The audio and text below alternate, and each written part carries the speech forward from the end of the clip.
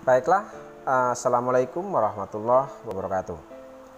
Ya, kita lanjutkan untuk siklus akuntansi dari PT Cemerlang, di mana untuk kali ini saya akan bahas coba untuk buku besar pembantu piutang atau subsidiary ledger account receivable. Kemudian kita nanti akan bahas mengenai buku besar pembantu utang atau subsidiary ledger account payable, dan yang terakhir kita akan bahas mengenai daftar saldo, baik itu saldo piutang, kemudian saldo hutang, dan saldo persediaan, seperti itu.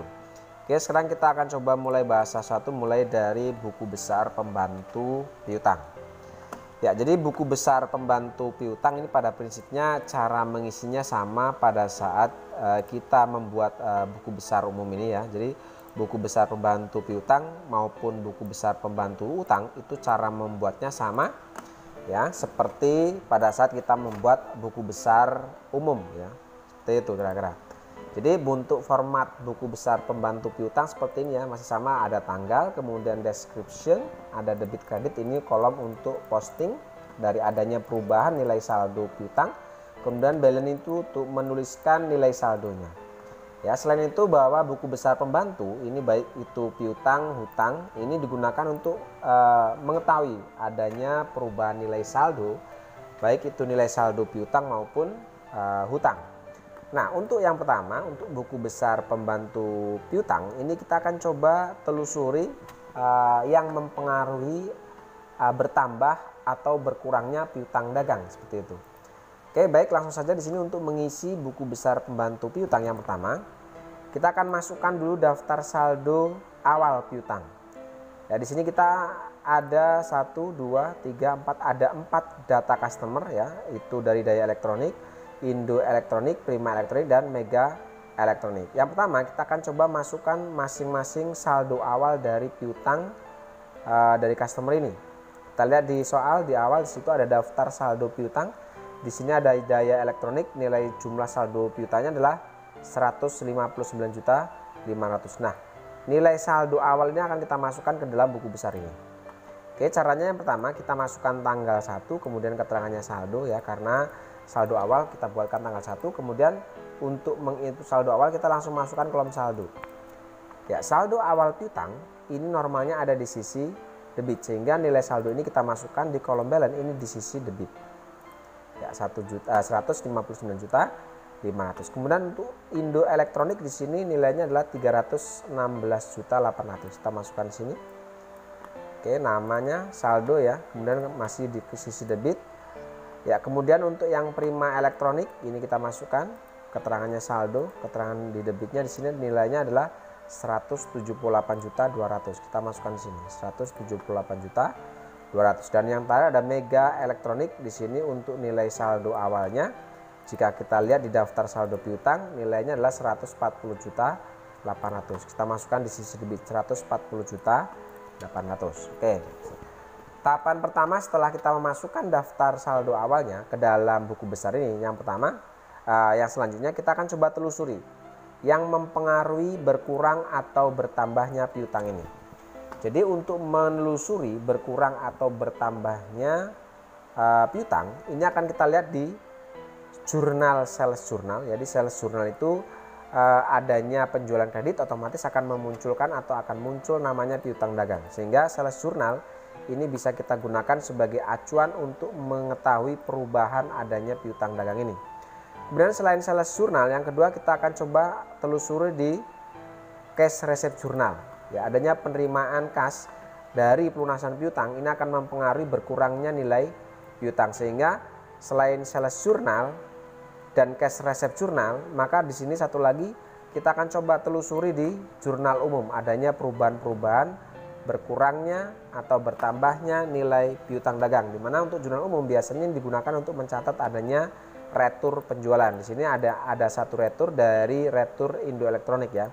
Di sini account receivable ada di sisi kredit, sehingga retur penjualan otomatis akan mengurangi nilai piutang, sehingga nanti di buku besar pembantu piutang dampaknya akan berpengaruh terhadap pengurangan piutang. Jadi untuk mengisi buku besar pembantu piutang, kesimpulannya adalah kita lihat dari sumber jurnal, yaitu sales journal, cash receipt journal, dan yang terakhir adalah general jurnal. Berarti ada 3 sumber jurnal untuk mengisi buku besar pembantu piutang ini.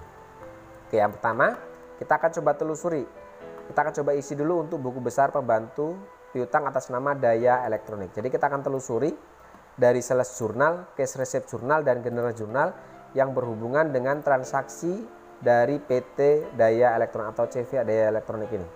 Kita pertama cari di sales jurnal. Kita cari yang Daya Elektronik. Oke, tanggal 18 di sini ada transaksi yang berhubungan dengan Daya Elektronik. Di sini kita jual kepada Daya Elektronik sehingga muncul piutang dagang 246 juta ya, Daya Elektronik. Di sini Daya Elektronik ya. Kemudian yang kedua di cash receipt jurnal kita lihat apakah muncul di sini. Oke, di tanggal 3 di sini pun muncul transaksi yang berhubungan dengan Daya Elektronik ya. Hanya satu transaksi yaitu tanggal 3.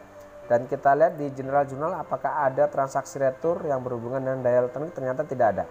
Berarti di sini hanya ada dua sumber jurnal yaitu sales jurnal dan cash receipt jurnal, yaitu tanggal 3 dan tanggal 18.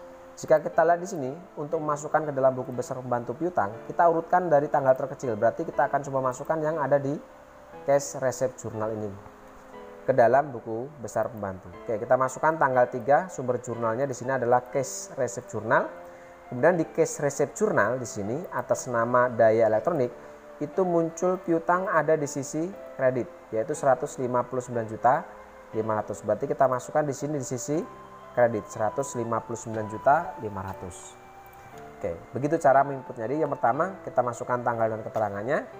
Kemudian kita lihat di sini untuk cash receipt jurnal ternyata akun receivable ada di sisi kredit.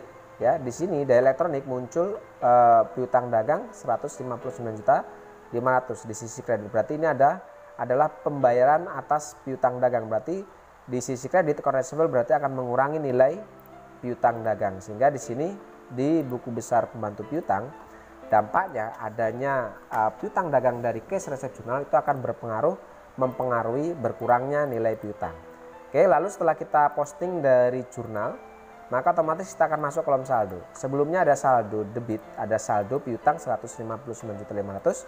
Kemudian dari cash receipt jurnal ada di sisi kredit. Oke, berarti di sini debit ketemu kredit kita kurangkan sehingga per tanggal 3 tidak ada lagi piutang kepada Daya Elektronik karena sudah lunas. Tanggal 3 dilunasi piutang atau kita menerima pelunasan piutang atas nama Daya Elektronik tanggal 3. Oke, di cash receipt jurnal sudah kita masukkan. Oke. Lalu kemudian kita lihat yang di sales jurnal tanggal 18. Ada penjualan kredit kepada Daya Elektronik. Oke, kita masukkan tanggal 18 di sini. Ke tanggal 18 sumber jurnalnya adalah sales jurnal. Oke, di sales jurnal di sini kita lihat akun receivable ada di sisi debit yaitu 246.400. Berarti ini kita akan masukkan ke buku besar pembantu piutang di sisi debit. Oke, lalu kemudian sebelumnya tidak ada saldo karena sudah lunas.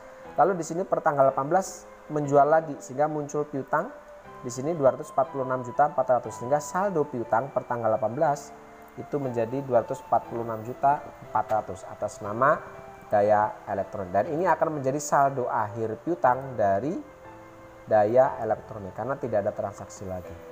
Oke, sekarang yang kedua Indo Elektronik. Kita cari di sales jurnal transaksi yang berhubungan dengan Indo Elektronik. Berarti ini ada tanggal 6. Kemudian tanggal 6 ya, kemudian di cash receipt jurnal Daya Elektronik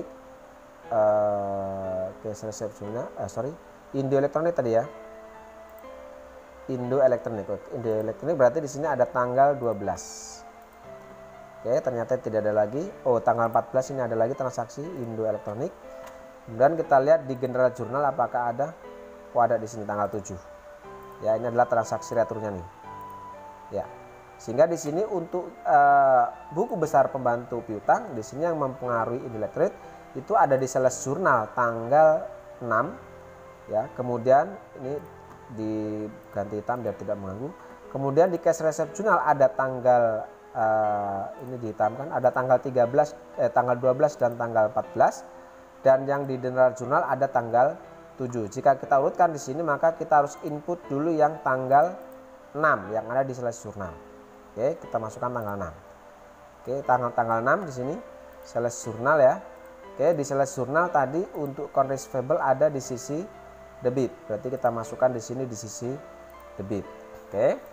Baru setelah itu kita masuk saldo, sebelumnya ada saldo debit 316.800.000, kemudian tanggal 6 kita jual lagi secara kredit, muncul piutang 395.450.000. Sehingga di sini otomatis karena debit ketemu debit akan kita jumlahkan. Sehingga per tanggal 6 nilai piutang kita kepada Indo Elektronik itu adalah 712.250.000. Oke, tanggal 6 selesai, kita input. Oke.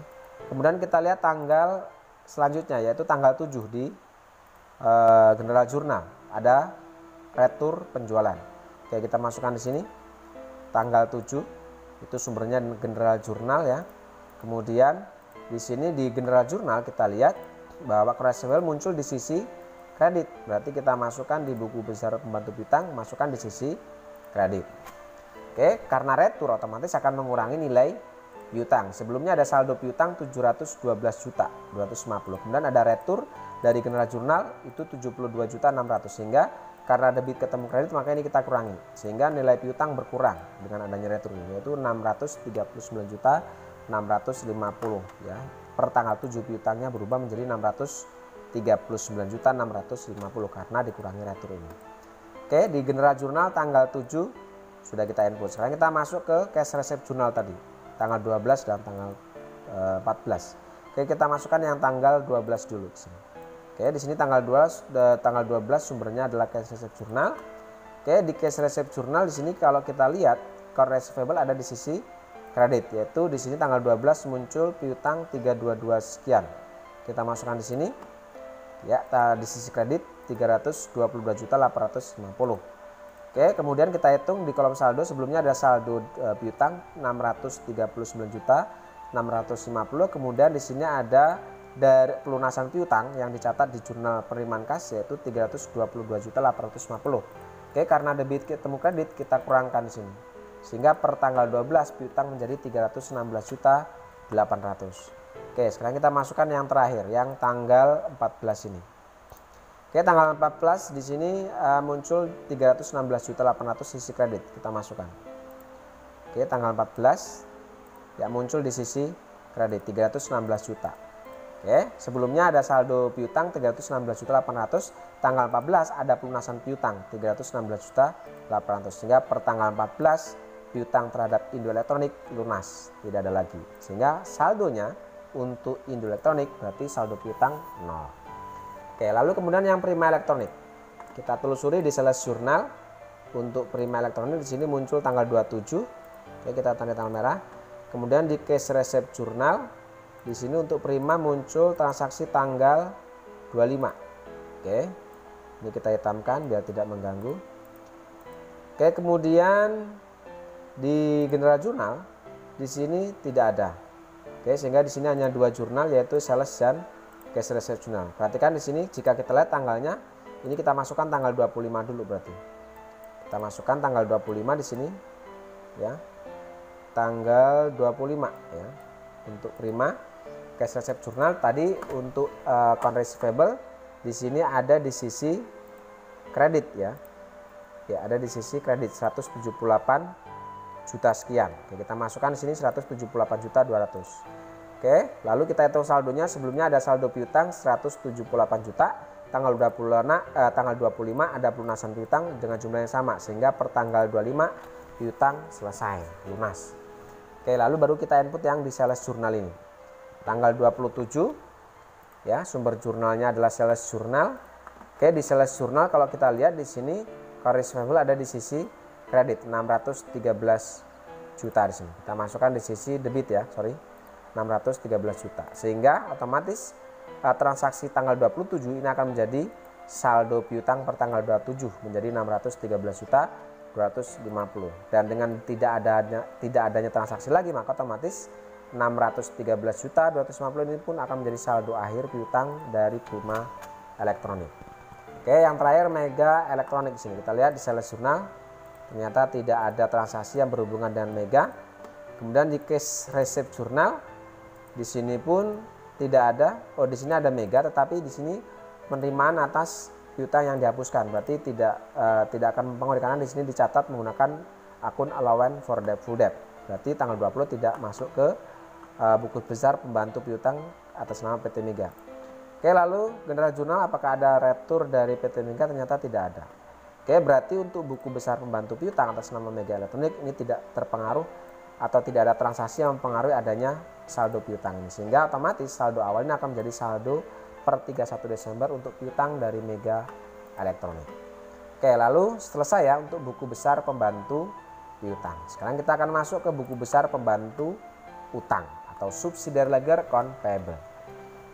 Nah, buku besar pembantu utang ini kebalikan dari buku besar pembantu piutang. Jika tadi buku besar pembantu piutang ini adalah buku besar untuk menelusuri berpengaruh berkurang atau bertambahnya piutang, maka otomatis buku besar pembantu utang ini untuk menelusuri berkurang atau bertambahnya utang dagang kita kepada supplier. Sehingga karena ini adalah buku besar pembantu utang, maka sumber jurnal yang kita gunakan yang berhubungan dengan utang dagang ini adalah kita akan cari di purchase journal ya. Jika tadi di piutang dagang kita cari di sales journal, maka untuk buku besar pembantu utang kita akan cari di purchase journal, kemudian cash payment journal atau jurnal pengeluaran kas, jadi kebalikannya ya. Dan yang terakhir adalah general journal di sini. Ya, jadi sekali lagi untuk mengisi atau menelusuri berkurang atau bertambahnya utang, sumber jurnal yang akan kita gunakan adalah yang pertama adalah purchase journal, kemudian cash payment journal atau jurnal pengeluaran kas, dan yang terakhir adalah general journal atau jurnal umum. Jadi kebalikan dengan buku besar pembantu piutang tadi. Jika sumber dari buku besar pembantu piutang adalah sales journal, cash receipt journal, dan general journal, maka untuk buku besar pembantu utang kita lihat di purchase journal, cash payment journal, dan general journal untuk melihat nilai returnya atau jika ada retur seperti itu. Oke, langsung saja kita akan coba isi untuk buku besar pembantu utang yang ada di sini. Oke, yang pertama kita akan coba masukkan saldo awal seperti tadi ya. Kita cari saldo awal utang di sini. Kalau kita lihat di sini ada 3 supplier ya, PT Elek Persada, CV Tulus Jaya, dan PT Plugor. Di mana di sini kita lihat saldo utang kita PT Elek Persada itu kita lihat di sini utangnya ada 251.900.000. Kemudian kepada CV Tulus kita punya utang 214.500.000 dan kepada Plugor kita punya utang 69.300.000. Oke, kita masukkan saldo awal itu di sini sebagai saldo awal. Oke, saldo awal dari utang ini ada di atau kita akan letakkan di sisi kredit karena saldo norma utang ada di sisi kredit. Oke, ini utang kita kepada PT Elek Persada. Dan daftar saldo utang kita kepada CV Tulus jika kita lihat di sini saldonya adalah 214 juta. Kita letakkan di sini 214.500.000. Dan yang terakhir kepada PT Plugor kita mempunyai utang yaitu saldo utang kita di bulan November ini tercatat kita masih punya utang 69.300.000. Kita masukkan di sini 69.300.000. Oke, jika sudah kita masukkan saldo awal dari masing-masing utang dari supplier kita atau utang kita kepada supplier, selanjutnya kita akan coba telusuri dokumen atau kita telusuri dari jurnal khusus. Yang pertama kita akan coba telusuri dari purchase journal yang berhubungan dengan daya elektronik. Kita akan coba telusuri untuk yang PT Elek Persada ini. Oke, kita akan cari transaksi yang berhubungan dengan PT Elek Persada, purchase journal. Oke, di sini ada transaksi dari Elek Persada tuh tanggal 22. Kemudian kita lihat di cash payment journal. Jika kita lihat untuk PT Elek Persada di sini terjadi tanggal 9. Apakah masih ada lagi? Oh, tidak ada. Berarti cuma satu transaksi di jurnal-jurnal. Apakah ada di sini? Ternyata tidak ada. Berarti di sini hanya ada di purchase journal dan ada di cash payment journal tanggal 9 dan tanggal 22. Karena di sini di cash payment journal tanggalnya terkecil, maka kita masukkan dulu dan yang di cash payment journal ini tanggal 9. Oke, kita masukkan di sini. Oke, tanggal 9 kita ambil dari cash payment journal. Di cash payment journal tadi untuk account payable ya, kita fokus account payable. Account payable ada di sisi debit. Oke, di sini 251.900.000. Oke, kita masukkan 251 juta ke sisi debit sini. Ya. Oke, setelah kita masukkan nilai pelunasan utangnya, baru kita masuk kolom saldo. Sebelumnya kita punya utang 251.900.000, kemudian tanggal 9 kita melunasi utang. Sehingga di sini kredit ketemu debit. Karena pelunasan otomatis di sini per tanggal 9 utang kita lunas. Ya, jadi ini dikurangi ini seperti itu ya. Oke, lalu kita masukkan purchase journal yang tanggal 22 ini. Oke, per tanggal 22 di sini sumber jurnal adalah purchase journal. Oke, di purchase journal ini untuk account payable ada di sisi kredit. Untuk PT Elek Persada di sini muncul kita beli barang kredit, muncul utang 658.790. Kita masukkan ke sini di sisi kredit 658.790. Otomatis pembelian tanggal 22 ini akan menjadi saldo utang kita. Ya, jadi per tanggal 22 kita mempunyai hutang lagi kepada PT Elek Persada itu 658.790. Dengan tidak adanya transaksi lagi yang berhubungan dengan PT Elek Persada, maka otomatis ini akan menjadi saldo akhir hutang kita kepada PT Elek Persada. Oke, lanjut untuk CV Tulus Jaya. Kita cari di sini yang berhubungan dengan Tulus Jaya, ternyata di sini tanggal 29. Oke, kita cari di case payment journal. Oke, yang berhubungan dengan Tulus Jaya di sini adalah tanggal 23.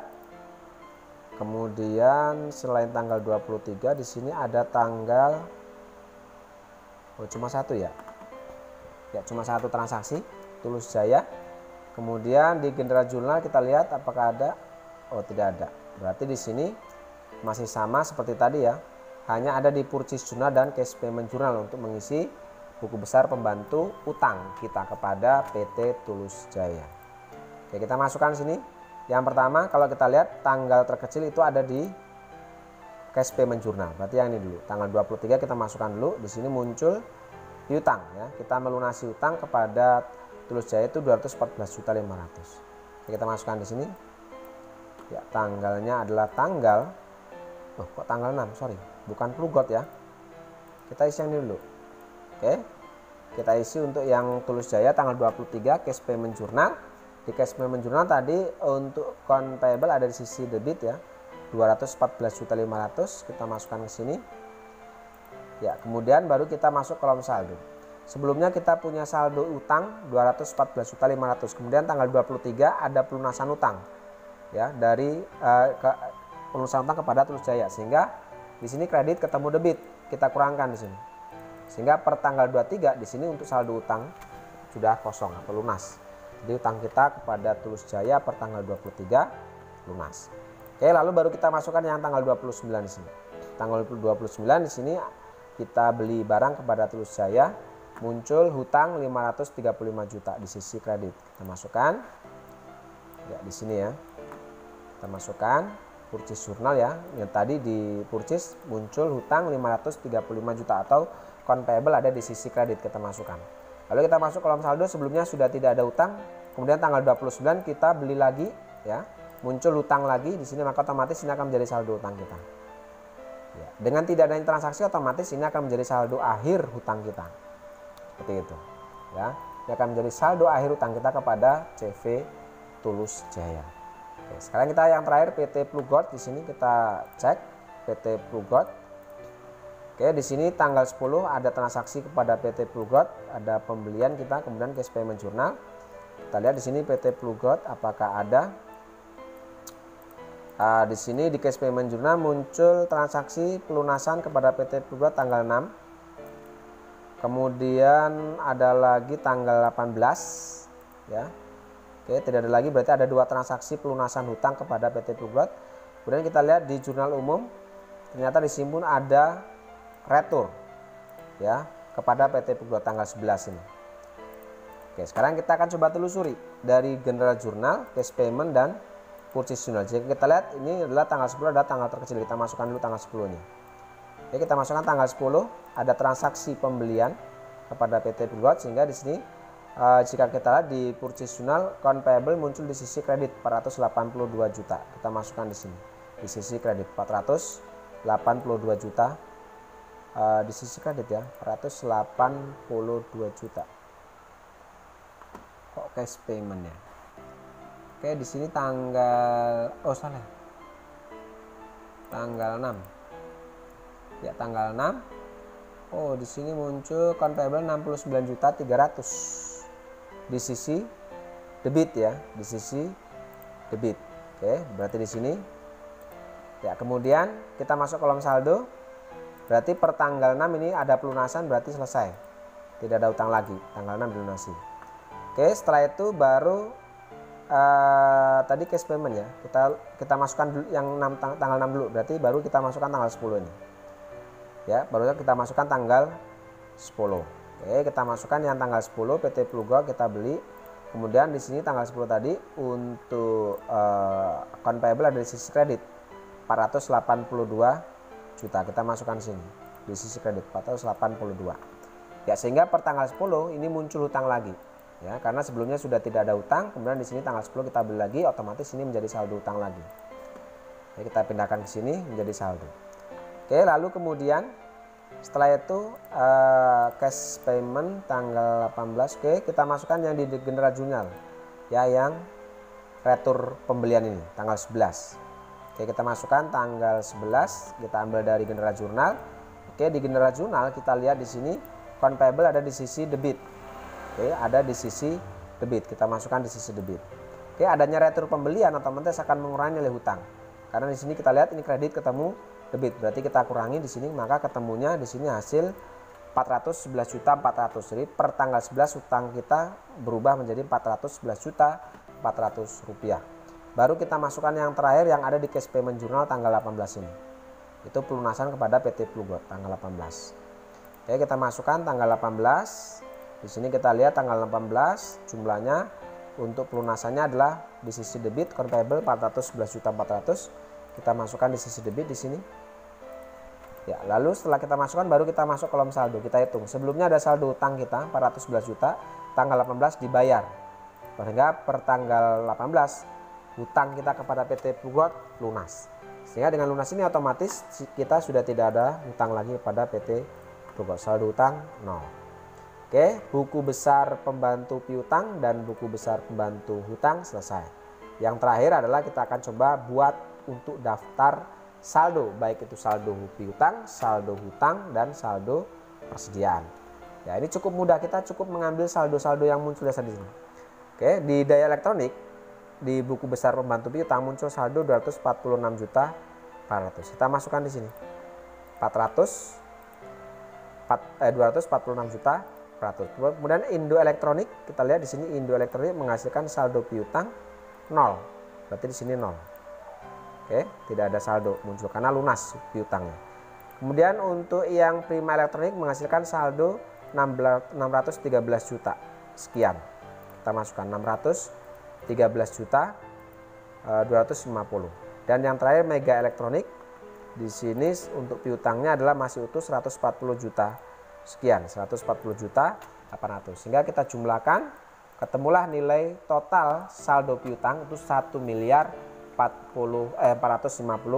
juta. Nah, untuk memastikan bahwa buku besar pembantu piutang yang kita buat dan menghasilkan saldo total piutang adalah 1.450.000, ini kita lihat di daftar saldo atau di daftar trial balance apakah piutang dagangnya sama di sini.